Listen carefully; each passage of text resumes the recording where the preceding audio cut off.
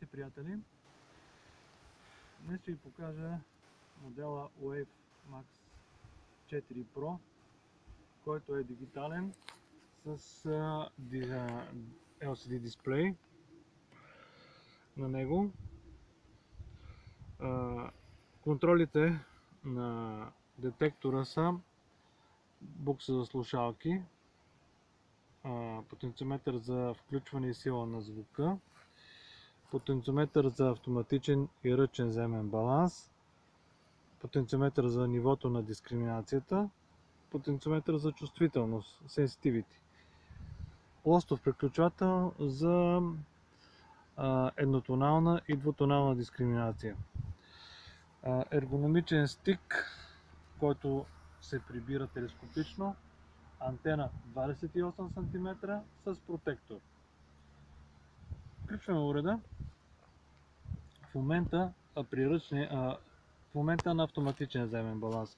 Когато искаме да мине на ръчен земен баланс, прещракваме копчето и почваме да помпаме спрямо земята, докато направим земния баланс, изолираме земята.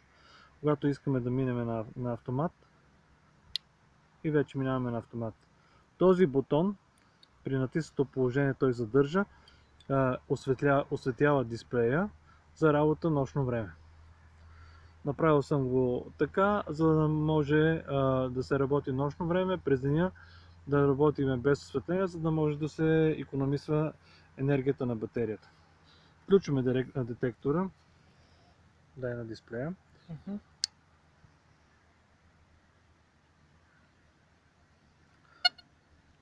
Еднотонална дискриминация.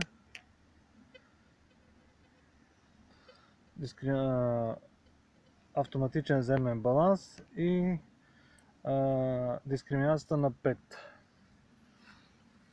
Имаме 3 обекта, съвременни 10 стотинки, гайка метална и бронзова монета.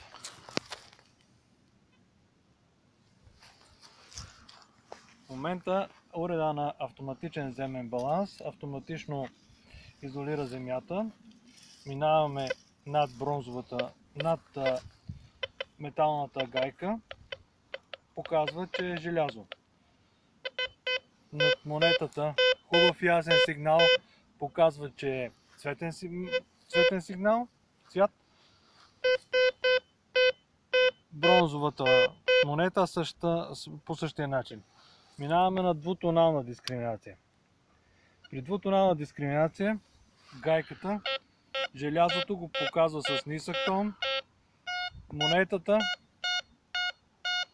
с висок тон и бронзовата монета също с висок тон. Когато искаме да работиме на ръчен земен баланс, потенциометъра на дискриминацията го поставим на 0, изключваме ground баланс потенциометъра и започваме да помпаме.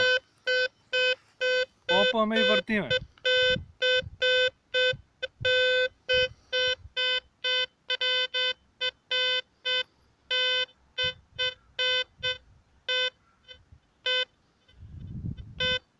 Ето.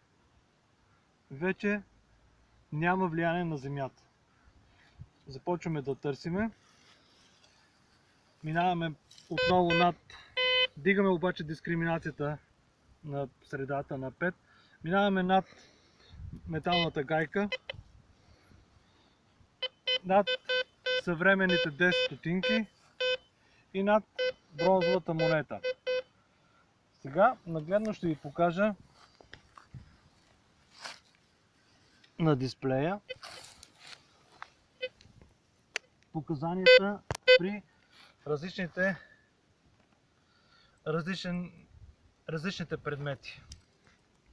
Само да сваля часовника. Гайката. Колко е показанието? Минус 40-43. Минус. Да. Така. Защото е феро. Тя е магнитен материал. Съвременните 10 стотинки. плюс 28. Да. И бронзовата монета Плюс 45.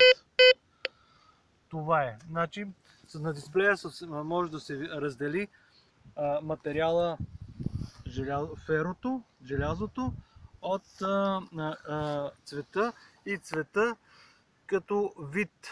Дали ще е фолио, дали ще е никел, дали ще е бронз. Просто самите показания на дисплея разделят цветния сигнал.